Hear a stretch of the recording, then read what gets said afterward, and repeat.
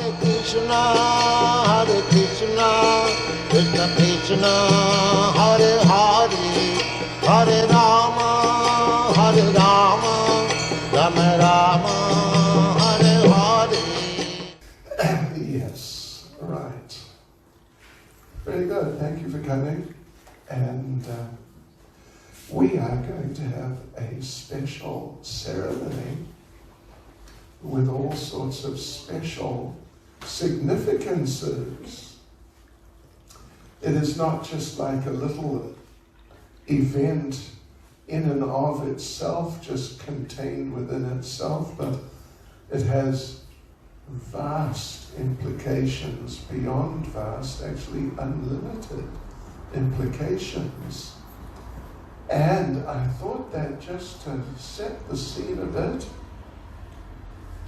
and give some idea, like some foundation to our understanding of what's going on today, I thought we could read a verse from Sri Chaitanya Charitamrita, Adi Leela, chapter 7, Lord Chaitanya in 5 features. And we will read verse 47. But first of all, please just repeat after me. Jai Jai Sri Chaitanya Jai Nityananda. Jai Jai Sri Chaitanya Jai Nityananda. Jai Advaita Chandra Jai Gaura Bhakta Vrinda. Jai Advaita Chandra Jai Gaura Bhakta Vrinda. Jai Jai Sri Chaitanya Jai Nityananda. Jai Jai Sri Chaitanya Jai Nityananda. Jai Advaita Chandra Jai Gaura Bhakta Vrinda. Jai Advaita Chandra Jai Gaura Bhakta Vrinda. Jai Jai Sri Chaitanya Jai Nityananda. Jai Jai Sri Chaitanya Jai Nityananda. Jai Advaita Chandra Jai Gaura Bhakta Vrinda. Jai Advaita Chandra Jai Gaura Bhakta Vrinda. Yes, so Chaitanya Charitamrita, Adi Leela, chapter 7, Lord Chaitanya in 5 features, verse 47. The verse itself is in Bengali language. Sanatana Gosani Asi Tanhai Malila Tanra Shiksha Lagi Prabhu Du Masa Rahila. Translation: when Sanatana Goswami came from Bengal, he met Lord Chaitanya at the house of Tapan Mishra, where Lord Chaitanya remained continuously for 2 months to teach him devotional service. Yes, okay, and let us read the purport by Srila Prabhupada.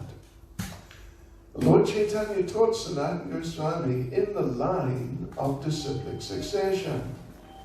Sanatana Goswami was a very learned scholar in Sanskrit and other languages, but until instructed by Lord Chaitanya Mahaprabhu, he did not write anything about Vaishnava behavior. His very famous book, Hari Bhakti Vilas, which gives directions for Vaishnava candidates, was written completely in compliance with the instructions of Sri Chaitanya Mahaprabhu. In this Hari Bhakti Vilas, Sri Sanatana Goswami gives definite instructions that by proper initiation by a bona fide spiritual master, one can immediately become a Brahmin.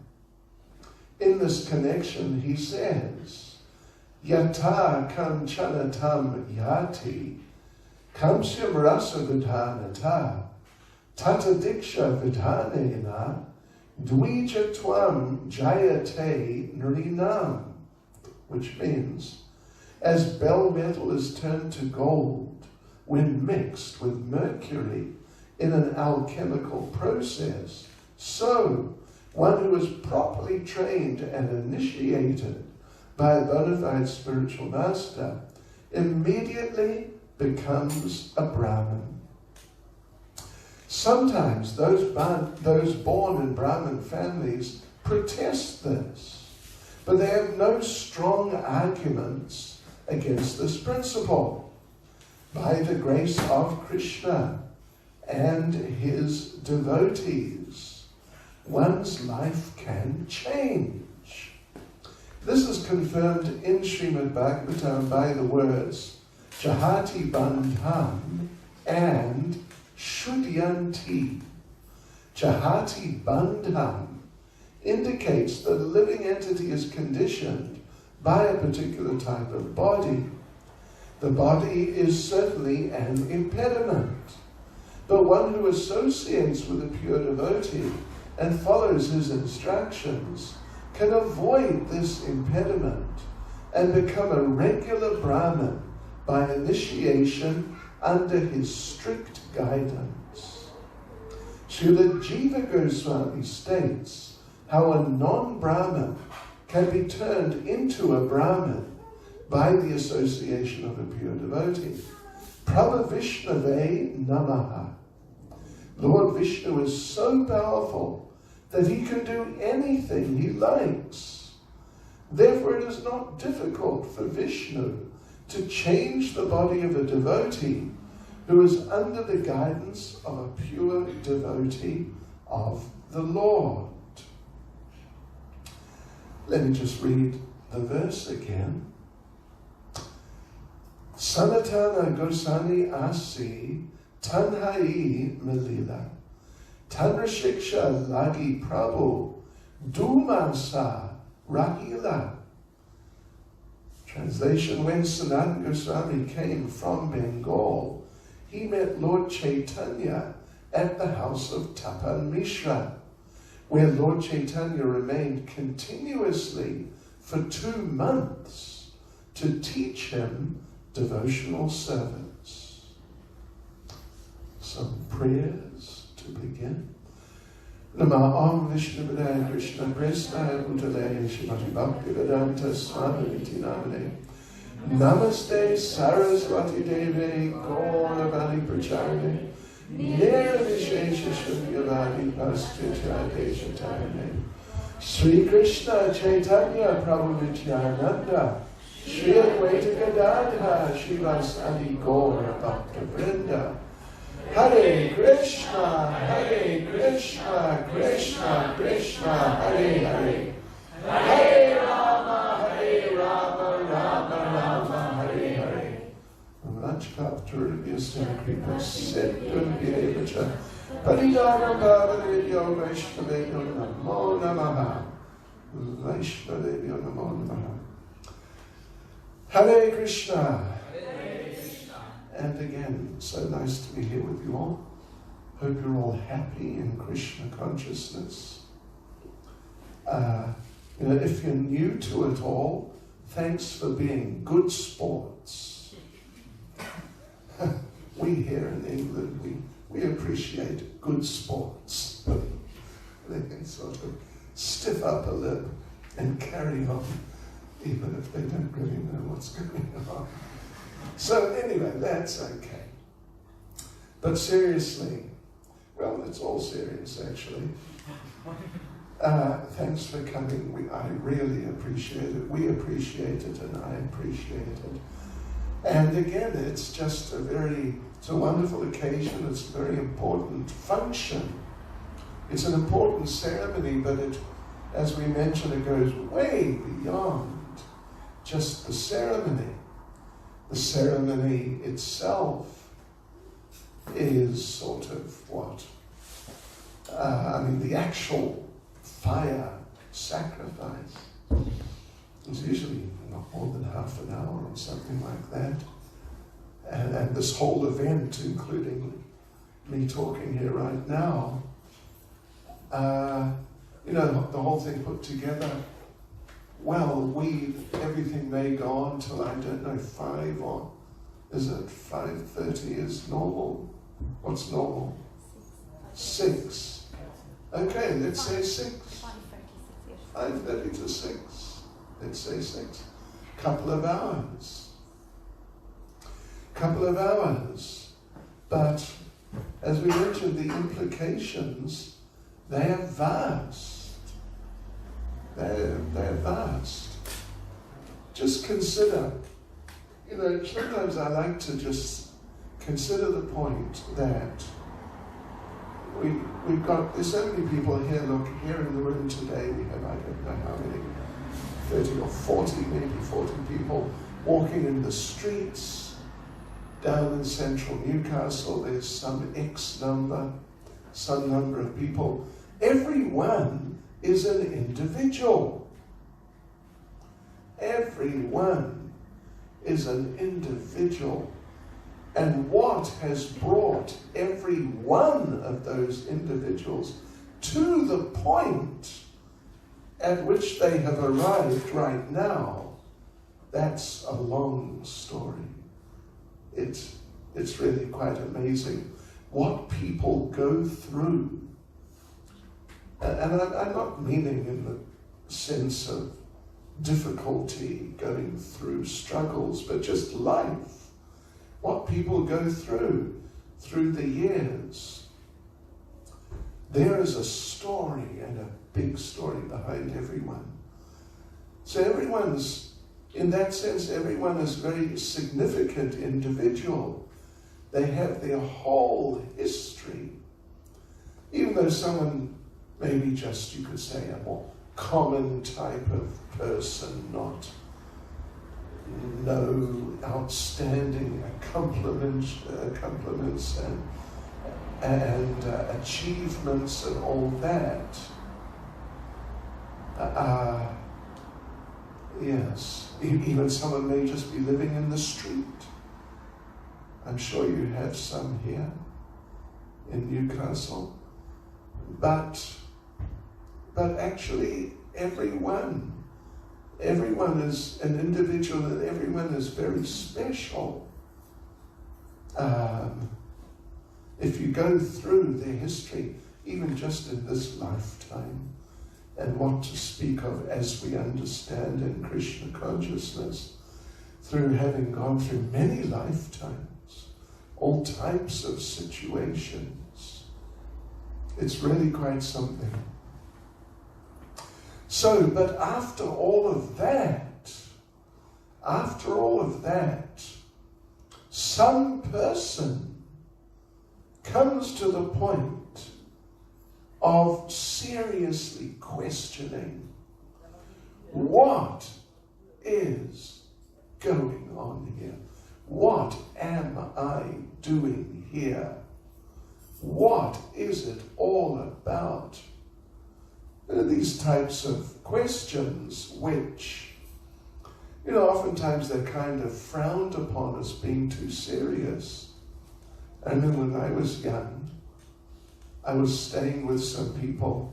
I'm actually originally from New Zealand in this lifetime. I was on my way here, at least to London, on a ship, and I stopped in Sydney for, it was, I don't know, a couple of months. And I was, would you believe, you may find it hard to believe, I was a member of the surfing community, if you want to call it a community. Anyway, really. So I was living with such people for a couple of months in Sydney, North Sydney. And, I was very interested and even concerned about these types of questions and trying to figure it out and figure me out.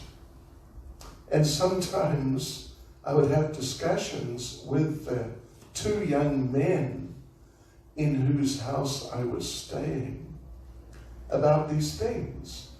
And they might entertain it for 5 or 10 minutes.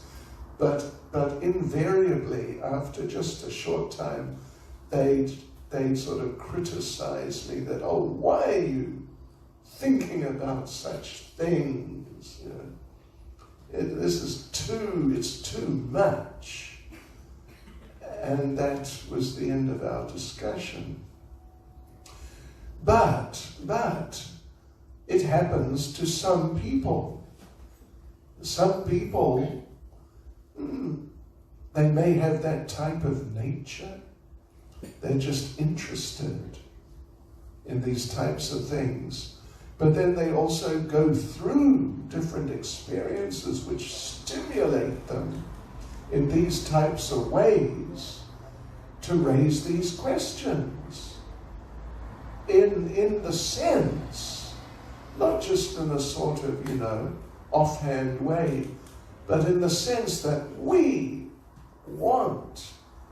need to know the answers to these questions. If we don't, it's just, it's terrible. Yes. So that sort of thinking, some people, they start thinking like this and questioning like this and really wanting, desiring and hoping to be able to understand these things. And as they do, as these questions arise and sort of become more substantial and more concrete in the person's intelligence, then they start to notice more of what is going on in this world, in the sense of what is wrong with this world. I remember I was 20 years old, 1972, April. I was 20 years old. I was attending Auckland University, New Zealand. And in April, who should come to the university but Srila Prabhupada, our spiritual master. There he is on the seat there, his deity. Prabhupada came, and I just happened to be in the right place at the right time. Maybe it was the arrangement of someone up there, and I don't mean just on the floor above ground, but someone way up there. And I saw Srila Prabhupada. I didn't exactly meet him like person to person. And he chanted, he sang Hare Krishna, and then he spoke, and I listened. And I'll be frank, I was a student of philosophy. That was my major. But despite that, I couldn't follow very clearly what he was saying. It was more really just the accent. But, I thought, wow, this is pretty cool. That's sort of student talk from 1972. The cool cat. But then, and I was already, that was why I was studying philosophy, because I was already really interested and really concerned. I need to figure these things out. But you know what happened? A very interesting thing happened, was that immediately afterwards, I carried on, like the following days and weeks and so on, I carried on with my studies, and the university there is sort of pretty much just on the edge of the center of the city, and I would take the bus and I had to walk through the city to the university, and I'd observe the people, the working people, running around, zipping around this way and that way, and these ideas started crystallizing in my mind. that, look at these people running around, but they're not really happy doing it. They're just doing it because they have to. You know, I think so many of you are working people or have been, and you know what it's like.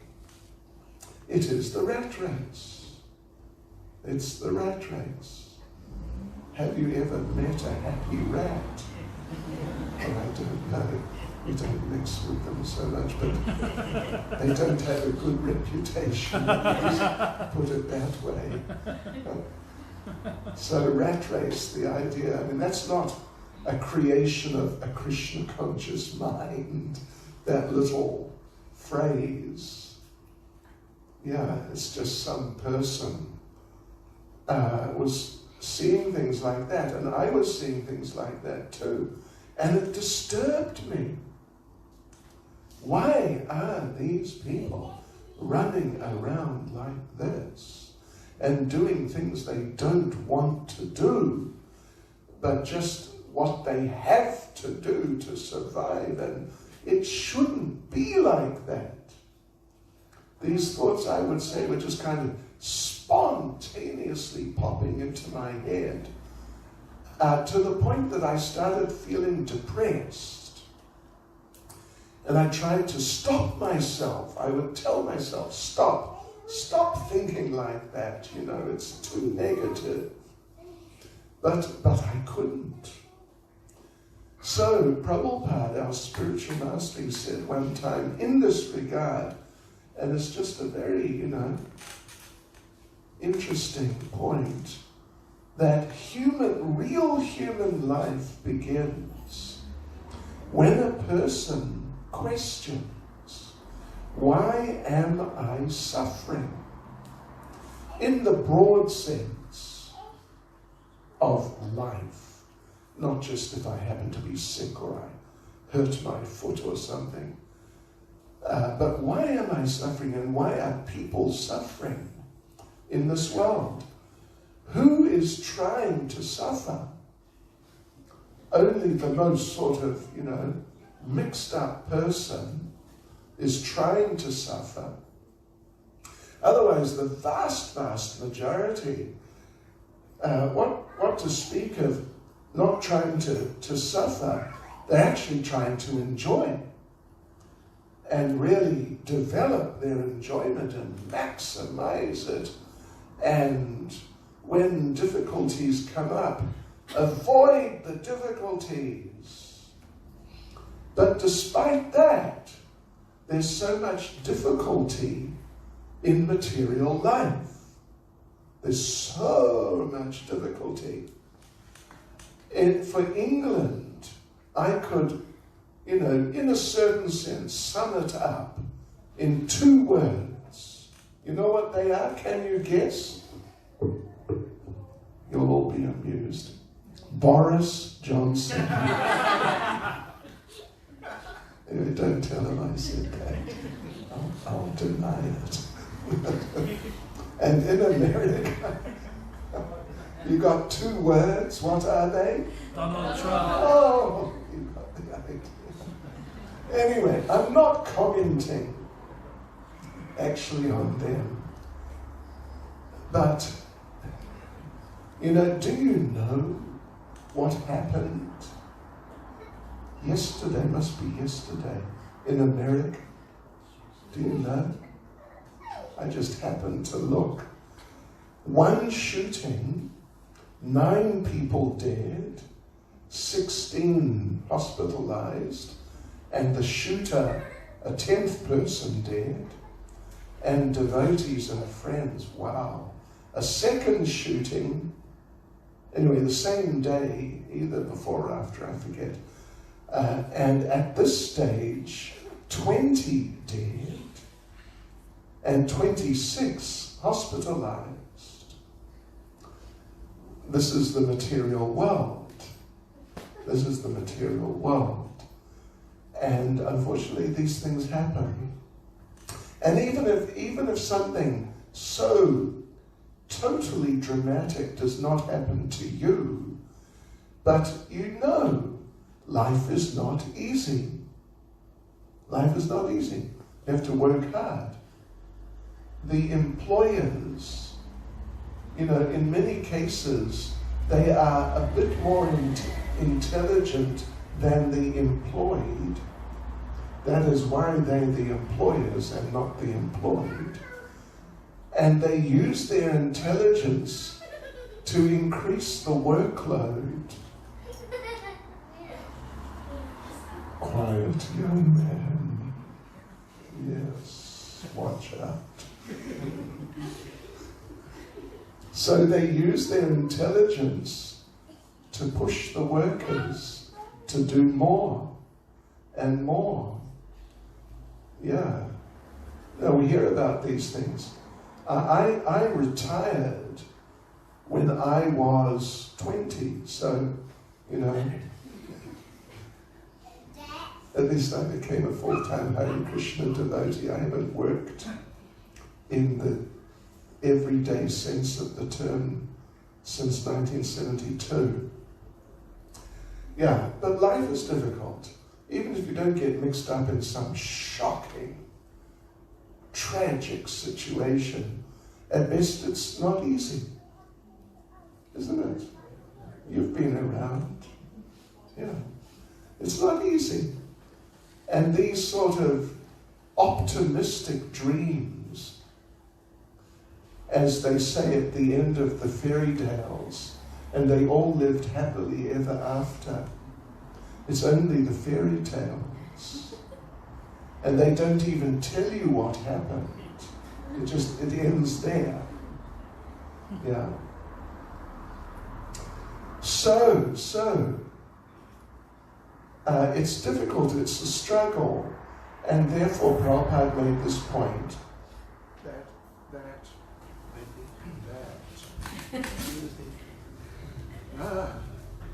I'm suffering a tragedy. Anyway, it's okay.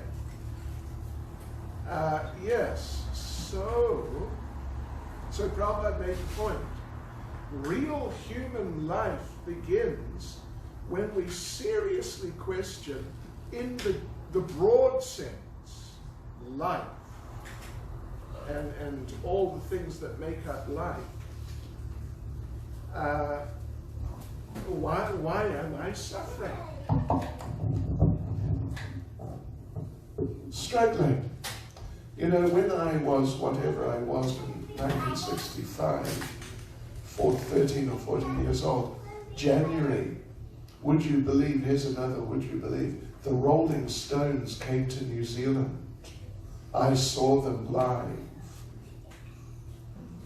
And they sang the song. It was at that time the current top of the pops. What was it? I can't get no satisfaction. Honest men. Sort of.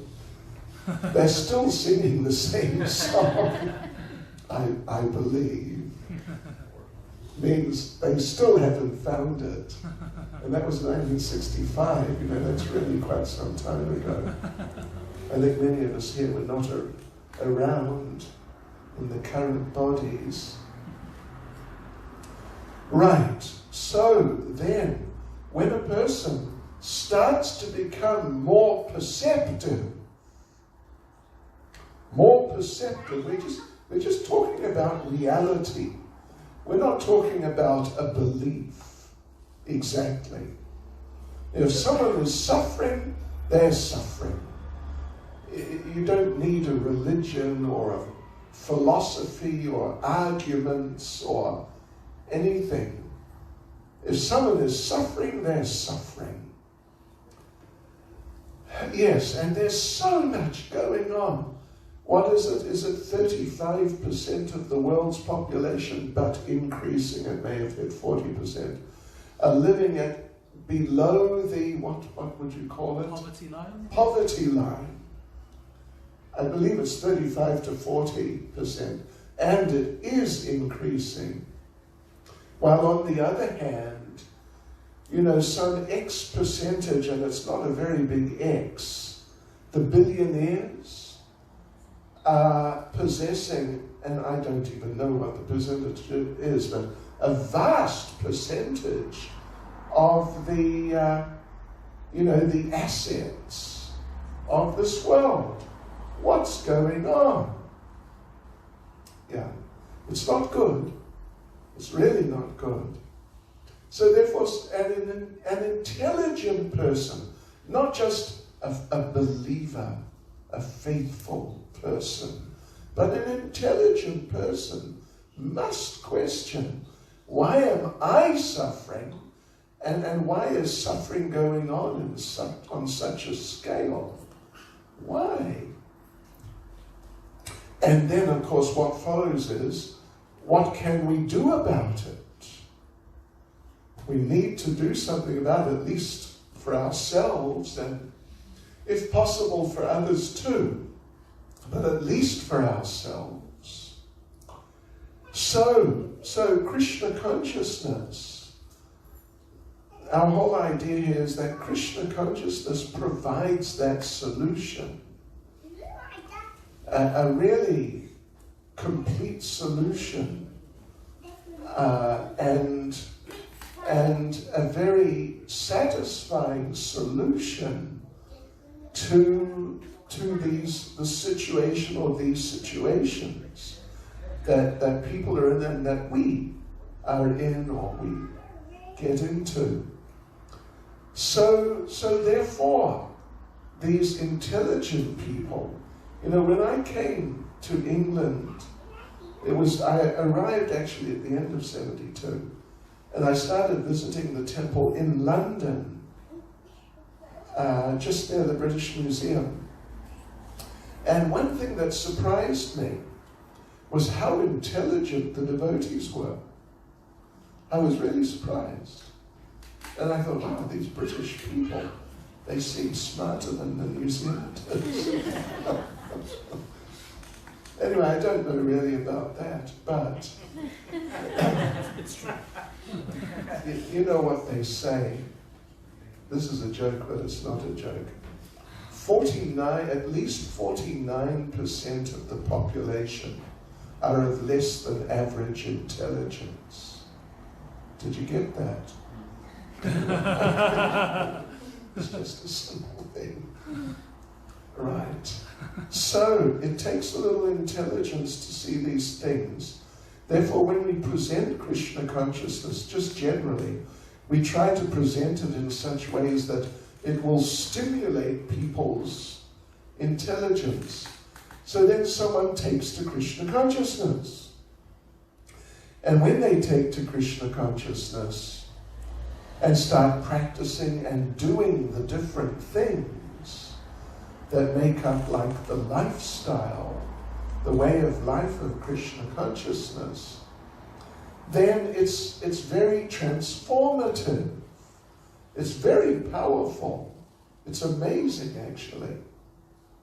Just my own experience way back then. We're now in January 73.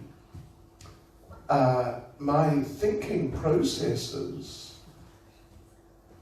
changed so much just in the first month of practicing Krishna consciousness, and my understanding of who I was and what was my situation and what should I be concerned about and what was not so important.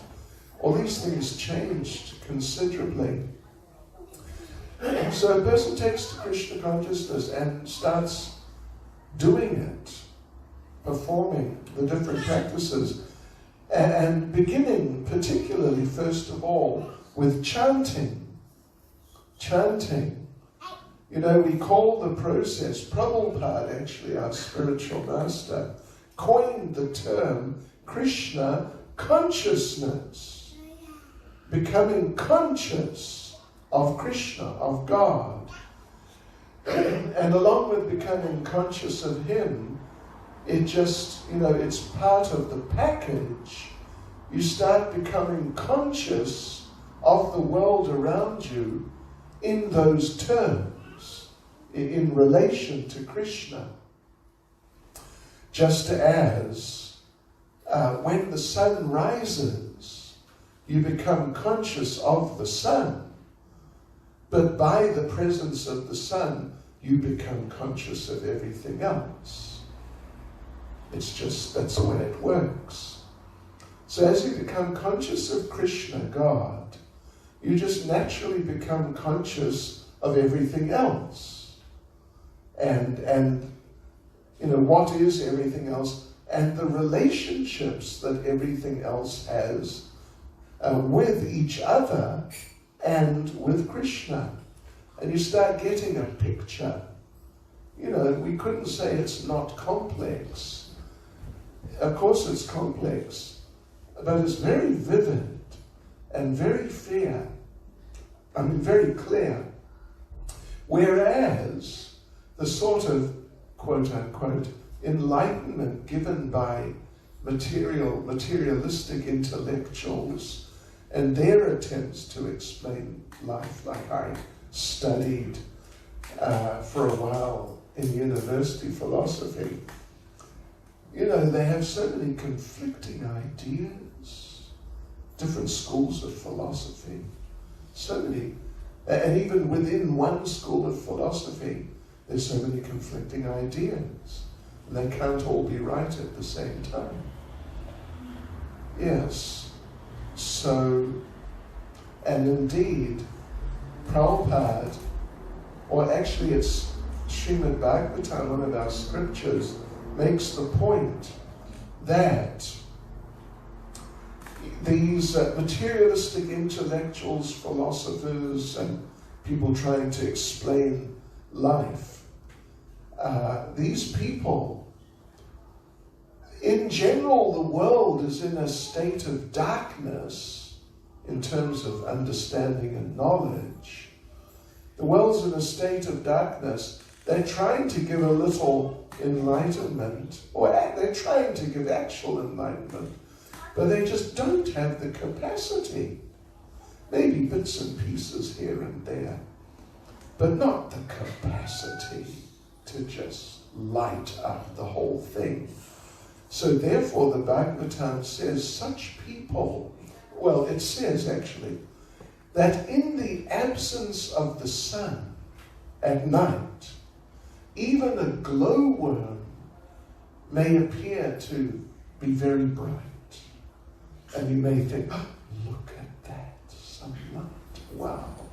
But it's just a glowworm. I assume you're familiar with glowworms. They're not very impressive. Yeah. But as a person gradually becomes Krishna conscious of Krishna, and Krishna really enters their life, then Krishna becomes more and more clear step by step. But so does everything else, everyone else, and we ourselves too. So this is what happens in the beginning stages, and it just goes on happening for that matter. But particularly in the beginning stages here, of course, we're talking about devotees who are receiving initiation. And to initiate, of course, means to begin. We have two devotees, the young man over there with the glasses. This is Vamsivata Prabhu. He is our, would you believe, head pujari. He has very responsible service, taking care of the altar worship in our temple in central London. Yeah. Then we have Her Grace Jagannathesvari, who's sitting there, and she is the wife of the president of our Newcastle Hare Krishna movement. And you know what they say about wives, the better half. So anyway, she is a significant person. I mean, actually, yes, for sure.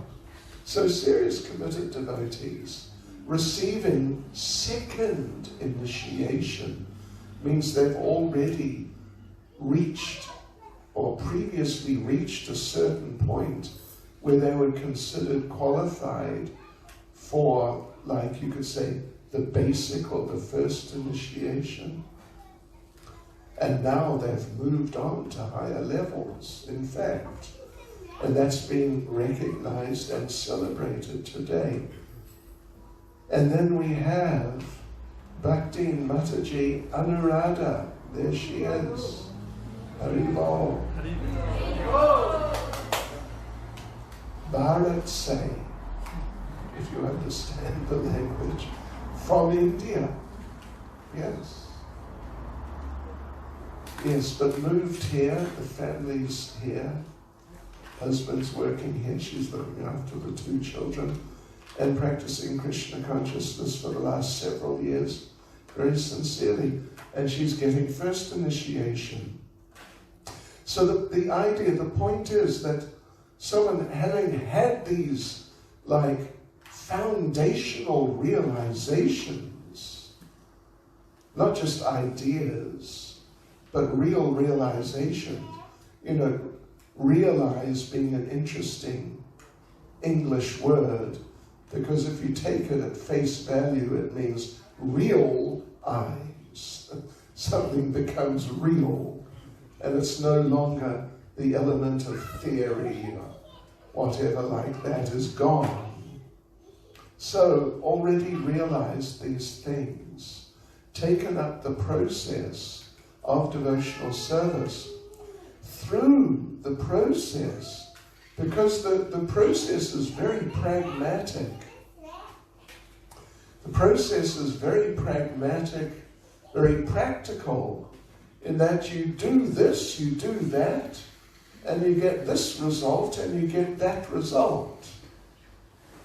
Yeah, things happen in relation, even you could say perhaps proportionate to how you're executing the process. Yes, and it's real. It's real. It's not a matter of just believing something and hoping for the best, and you only find out if it's true or not when you die. But if it wasn't true, then it's too late, and tough luck. Well, we would say you would reincarnate. You could have another chance. Others might not think so. Others do not think so. Yes.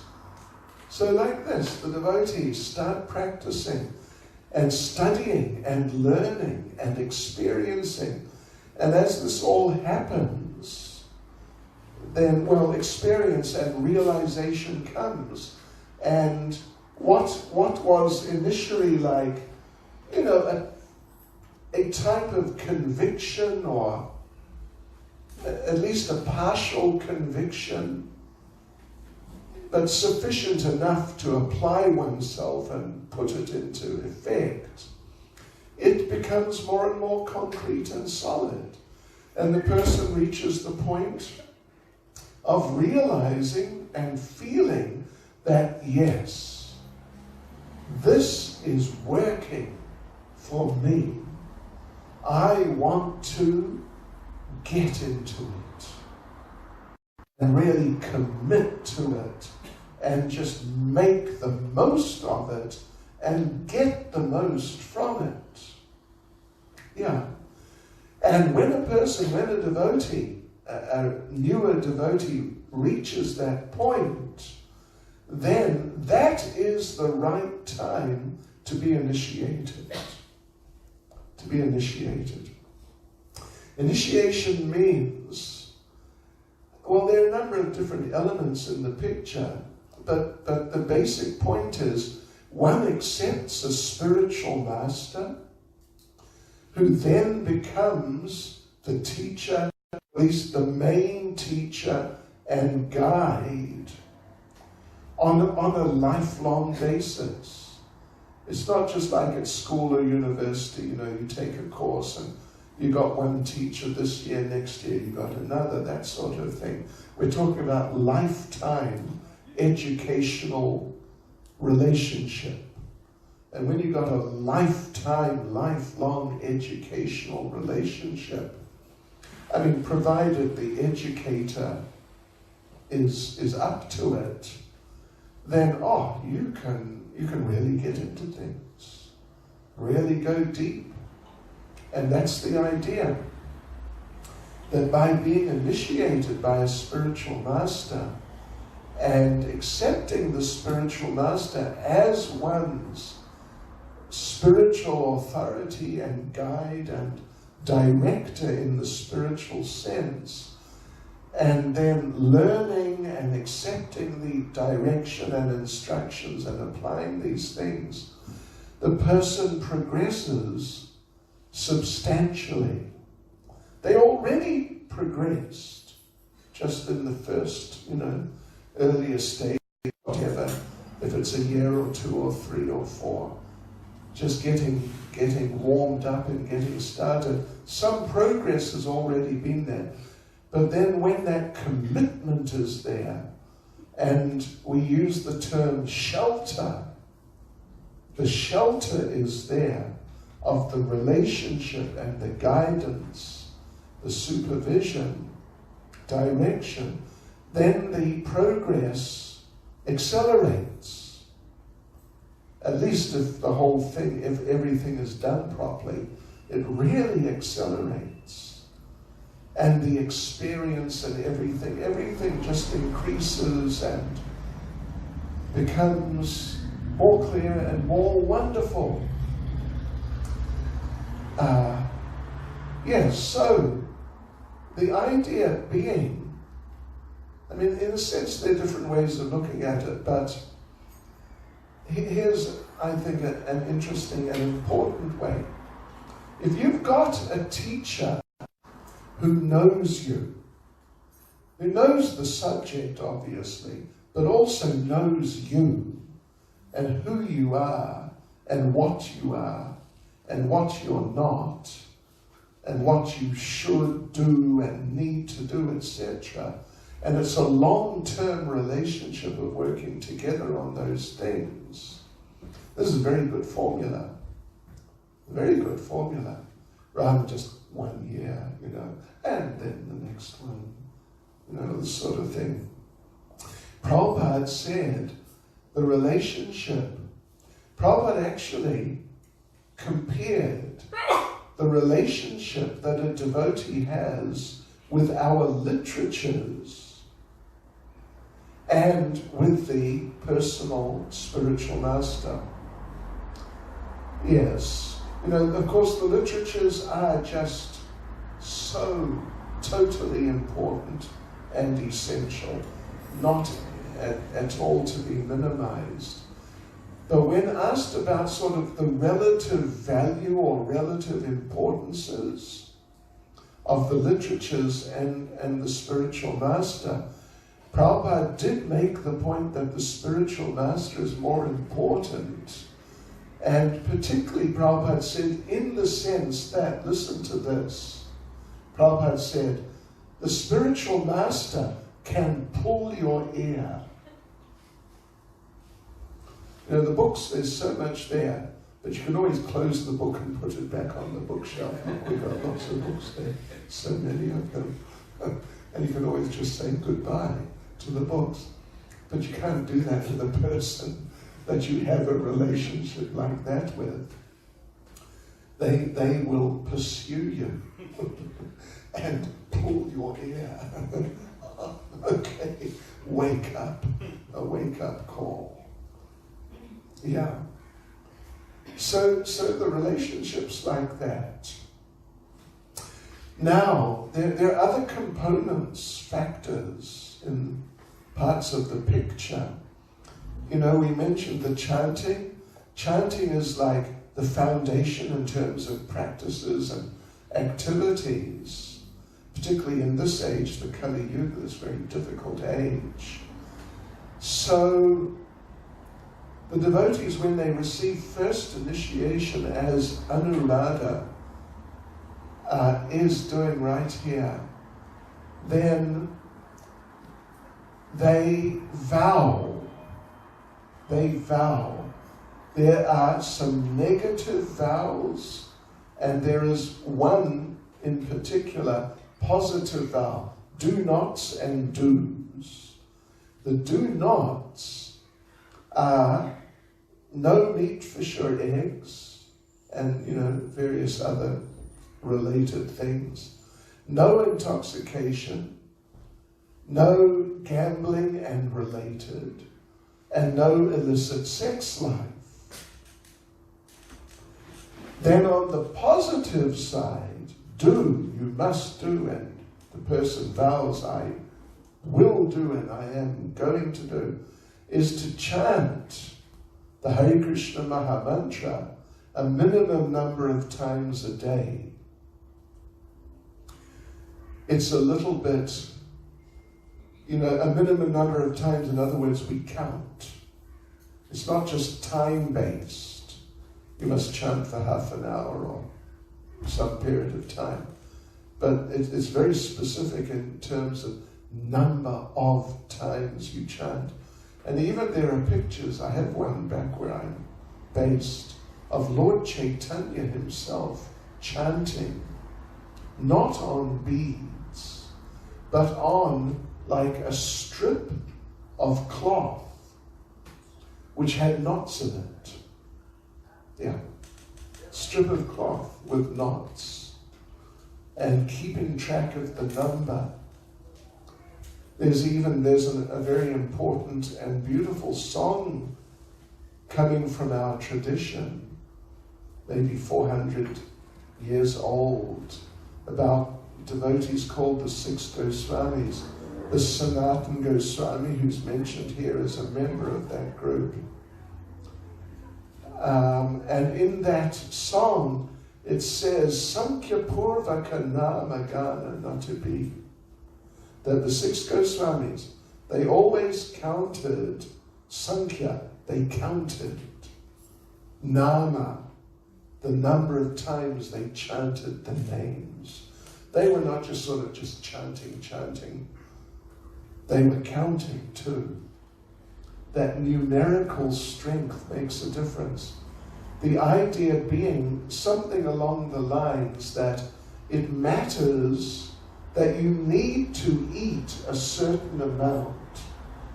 If you eat less than a certain amount, you tend to run out of steam. Yeah.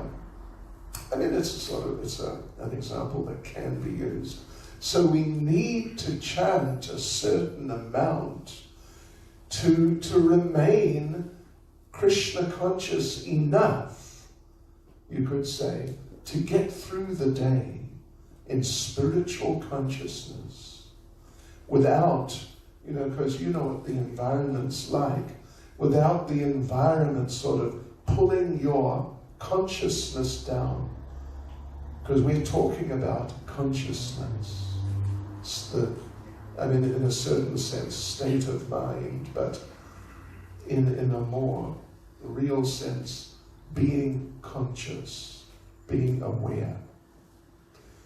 So the devotees and Anuradha, they are sitting here. She is going to do this. Just wait and see. This is my prediction. I'm looking into the future. She'll do it. Yeah. To chant not less than 16 rounds every day on the beads. Follow the regulative principles, which we mentioned. And otherwise, in general, be engaged in the lifestyle of Krishna consciousness and in the programs here and render service. I mean, being a married lady with 2 children, obviously, there are important commitments, essential commitments there. But when possible, come and render some service here and be involved with the devotees. So this is there in the first initiation. I will just mention that it's not simply a matter that you just chant 16 rounds. No. There's a set of beads, and you just chant the mantra on each bead from one bead to the next until you've been around 16 times. But there's a subtlety, a very important point, is that the chanting has to be of a certain quality. It's not just a quantitative thing, it's both. quantity and quality. Yeah. So when we say quality, we mean free from certain negative considerations, which are called, they're called actually the 10 offenses. There's certain specific things which can, somewhat, with not too much difficulty, negative things that can be done while you're trying to practice, some pitfalls, you could say, on the path. 10 in particular. One is to blaspheme the devotees, criticize the devotees, get into some sort of negative type of mentality towards devotees who are, just by dint of being devotees, they're very sincere and good people, and they don't deserve negativity. I mean, sometimes they may need correction, but that's different from needing negativity. Yes. So, then the second offense is to consider the names of demigods like Lord Shiva, Lord Brahma, to be equal to the names of Krishna. If you're not from a Hindu background, or if you haven't been around the Krishna consciousness movement much, then you might not have heard of Lord Brahma and Lord Shiva, or even the idea of demigods. But, I mean, in principle, the idea is we should know Krishna is tops. He's number one. He's the big guy. Currently I am based, I have been based since 1980 in South Africa. And in South Africa we have the majority population, of course, 90%, something like 90%, are the black African people. And the biggest group are the Zulus. And do you know what is the word for God in Zulu? And there's a couple here from South Africa who know. I know the translation. Oh, what? No, in Zulu. Oh, I don't know in Zulu. It's Nkulunkulu.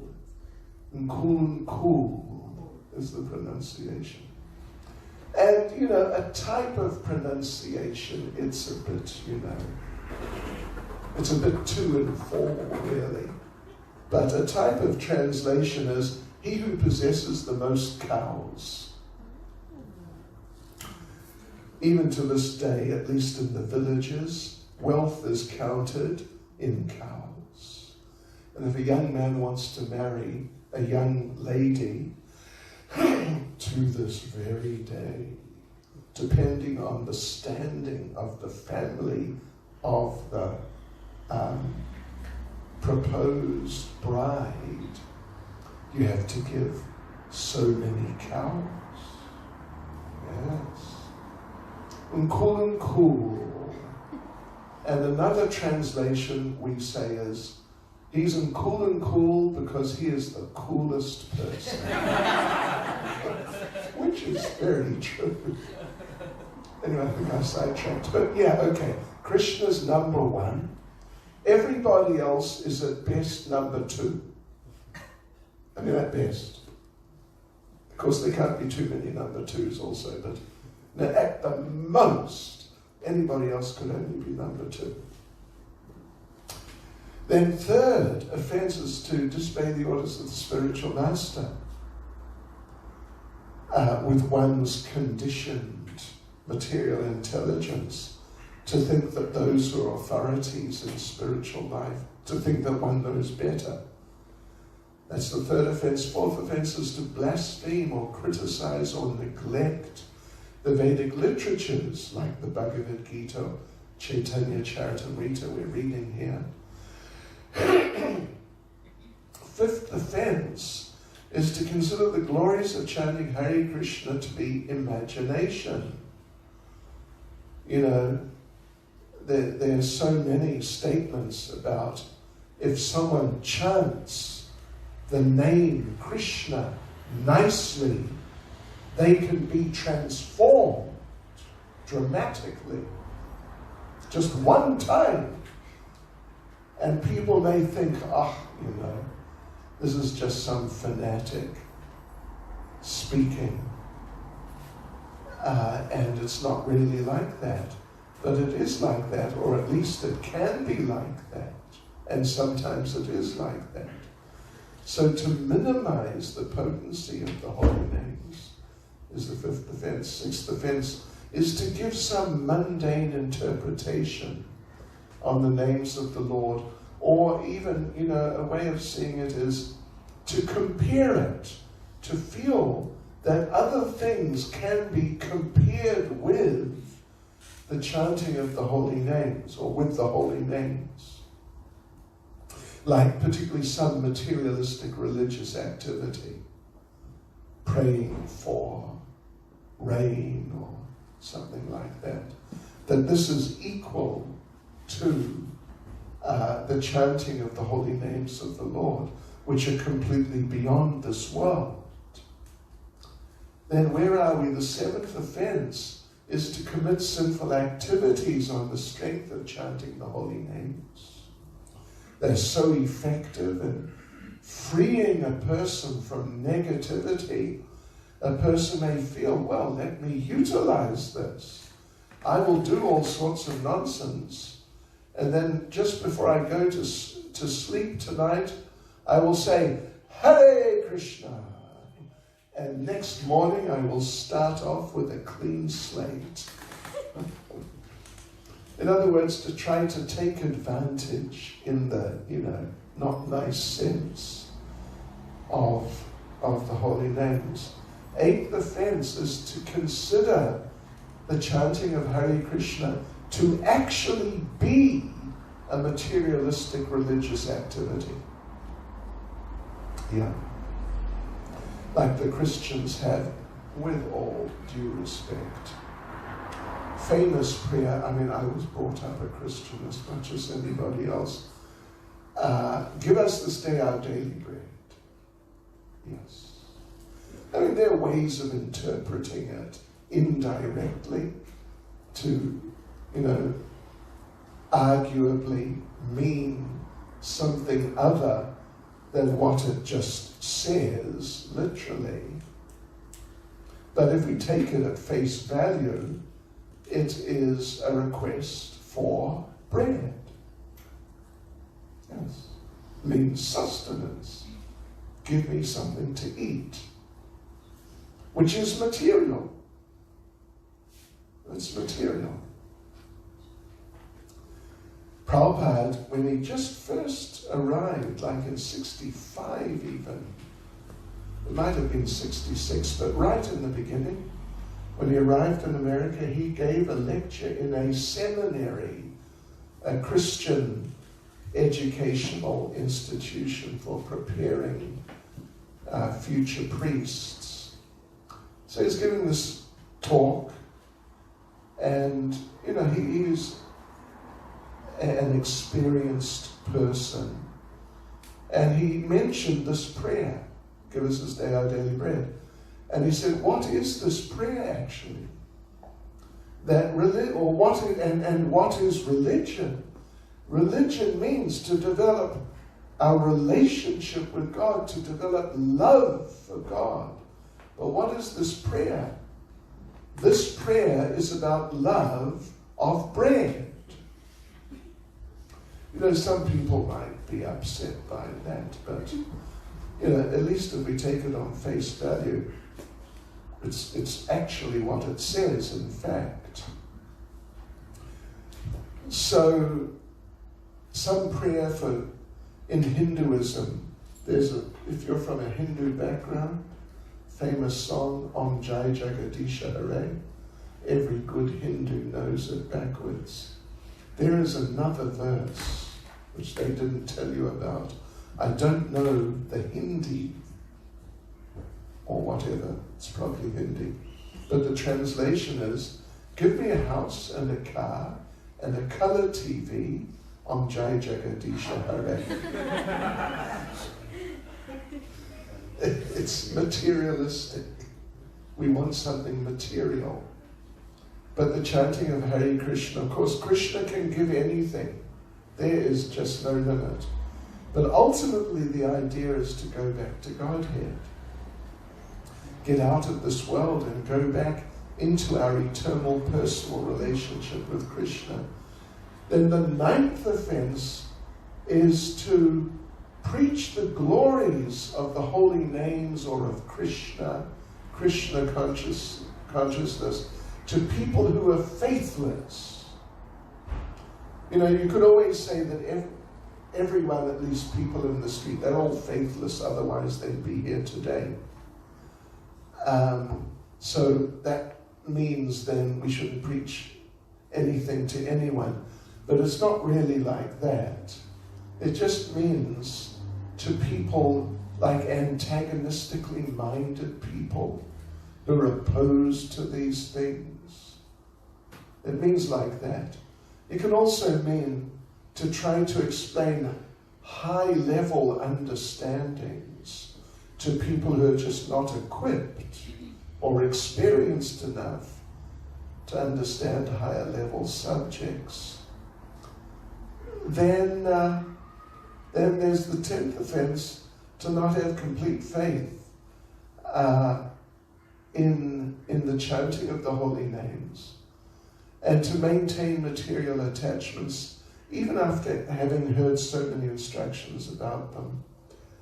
And plus it's also an offense to be inattentive and just let your mind just sort of zoom off into other places. We should keep focused. So that's there in terms of the quality of chanting. And Prabhupada, whenever he would give first initiation, he would talk about, he would list those offenses out. Then we have devotees and friends. We have 2 devotees here, we mentioned, getting second initiation.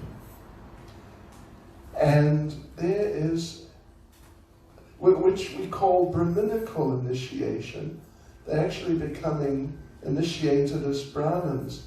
Again, if you're not familiar with, Indian culture and so on, you wouldn't really know what that means. But it means they've become more qualified in their spiritual life in practical, objective terms. Krishna in Bhagavad Gita 18:42, he gives a definition, you could say.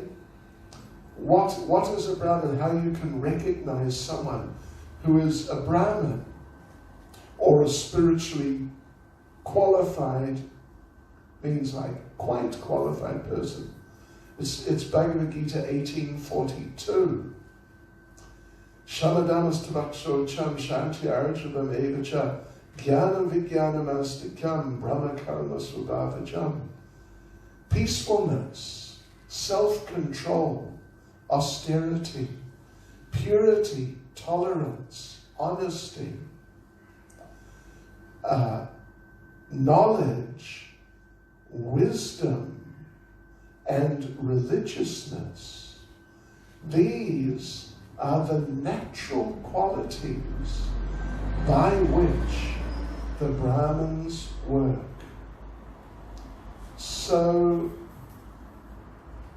what this means is that after a person's received the first initiation and has continued on practicing, when the senior devotees and the spiritual masters see that actually this person is developing these qualities, then that devotee can receive the second initiation. When they receive second initiation, there's certain things they get. Well, there are 2 particular things which are not there in the first initiation. First is they get Gayatri Mantras, 7 Gayatri Mantras, special mantras, which enhance one's chanting of Hare Krishna. And the second thing is they get, included is just a broad permission. Anytime you can worship installed deities, deities which have been formally installed according to the great traditional standards. We were just in Russia, in Omsk. It's almost central Russia, just a matter of a couple of weeks ago. 2 weeks. 1 week. 2 weeks. Anyway, it wasn't long ago at all. And we had a deity installation ceremony. It took 3 days. It's a big thing to prepare everything and the deities so they'll accept worship. Yeah. So when a devotee gets second initiation, then they're allowed to worship installed deities. I mean, and they don't have to ask every time. Just any time they can do that service. Okay, so there's some ideas on initiation. When we read through the purport, I don't know if you remember, but there was a verse was quoted in the course of the purport that when a person is initiated, then they change, just like bell metal, which is a particular type of metal, can be transformed into gold by an alchemical process. Yeah. So the person, through being initiated, becomes changed. From bell metal, which is, it's kind of like an ordinary metal, into gold, which is very, very special, valuable metal, which has all sorts of amazing qualities, actually. Transformation.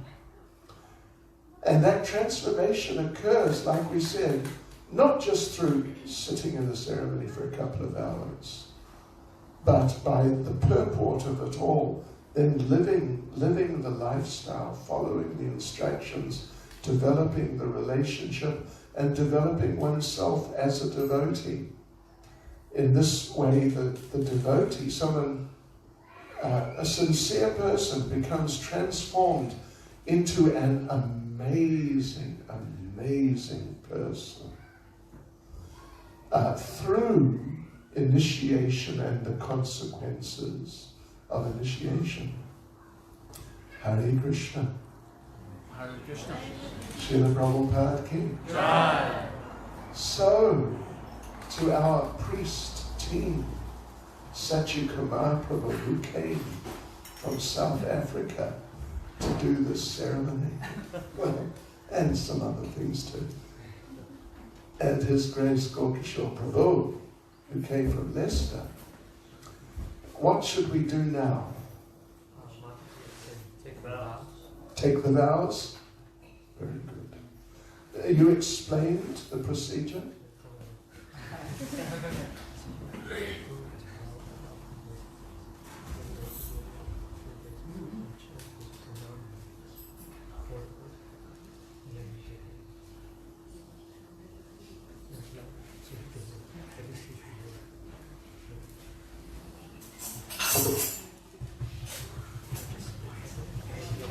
So here we go, devotees. This is the most exciting part, actually.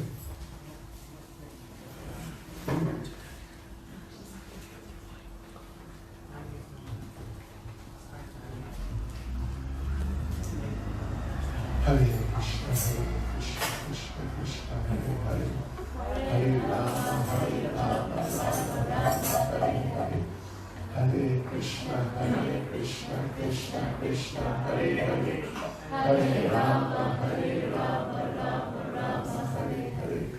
Hare Krishna, Krishna Krishna, Hare Hare, Hare Rama, Rama Rama, Hare Hare. Hare Krishna, Krishna Krishna, Hare Hare, Hare Rama, Rama Rama, Hare Hare. Do we have a second microphone available? I mean, we do have. Is We don't have a cordless one, but we have one on a wire. I mean, would it take more than a few seconds to bring it? Yes. Okay, we'll just use this. So I'll just speak loudly. You use the microphone, but you must hold it to your mouth. Okay. So Anuradha, Bhakti Anuradha, please tell us what are the 4 regulative principles you're vowing today to follow? To not eat meat eating, no fish, onion, garlic, no intoxication, no gambling, no illicit sex. Thank you very much. Very good. And what is the minimum number of rounds of Hare Krishna you'll chant every day? 16 minimum. Okay. Very good. Well, sorry, one other thing.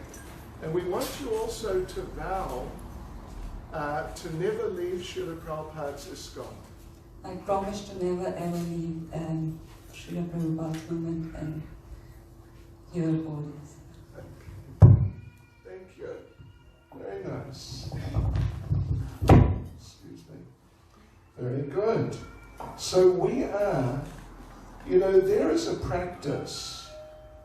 It's not universal, but it's very common, of giving devotees a spiritual name which begins with the first letter of their name before, like their birth name. In your case, your birth name is Anuradha, which is actually an extremely spiritual name. It's a name of Lalita, who is the closest associate, friend, girlfriend of Srimati Radharani, who is the topmost, the greatest of all devotees. And if someone through birth has a name like that, what can you do?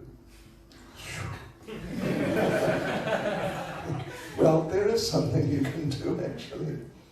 So I went through, I've got these lists of names. I've got thousands of names. Yeah, really, many thousands. I went through, and I was looking for a nice name beginning with A.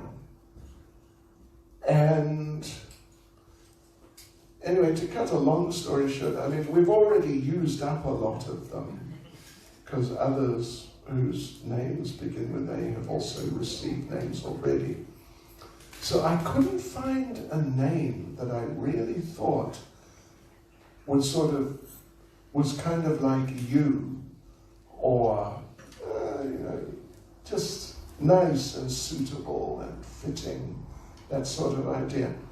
So what I did, I took the liberty of looking for names beginning with other letters. And I found a name which I feel is just really nice. It's really beautiful. It is the name of one of the Manjaris. You've heard of the Manjaris. They're assistants of Radharani and Lalita, for that matter. They're like Radharani is first tier. Second tier is Lalita and her friends, the Astasakis. Then it's not like third tier in the sense like we went down a level, but they're very special young devotees, young girls, who, because they're young, they have the opportunity to assist Radha and Krishna in situations where the older ones, the so-called higher tier, cannot. Therefore, they're considered to be, in a certain sense, this is all in a certain sense, more special. You get me? Samasthang. Okay. So we are going to give you the name of one of the Manjaris. And it's a really nice name. This Manjari, according to Srila Narottam Das Thakur, her complexion is like pure gold. I don't know if any of you ever saw like molten gold. Did you ever see molten liquid gold? It is impressive. So her complexion is like pure gold. Her dress is crystalline, like crystal. Her service to Radha and Krishna is offering sandalwood pulp to them. Okay.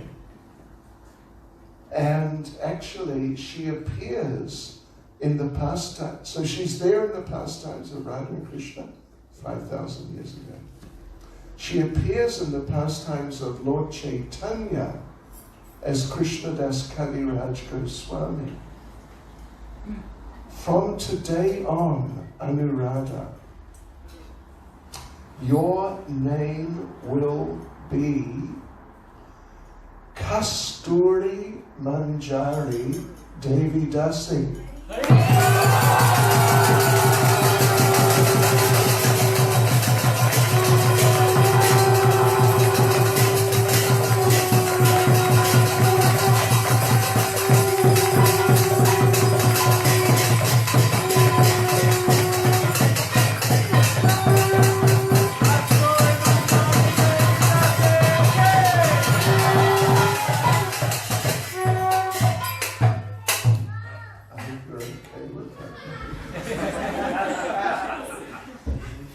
I will write it out for you. But Kasturi in Hindi, right? Musk. Musk, yeah. Hare Krishna. Very nice. Kasturi Manjari Devi Dasi King. Is that okay? I'm asking your husband. Are you okay with that? Yes. And where's Gorangi? Are you okay with that? Okay, good.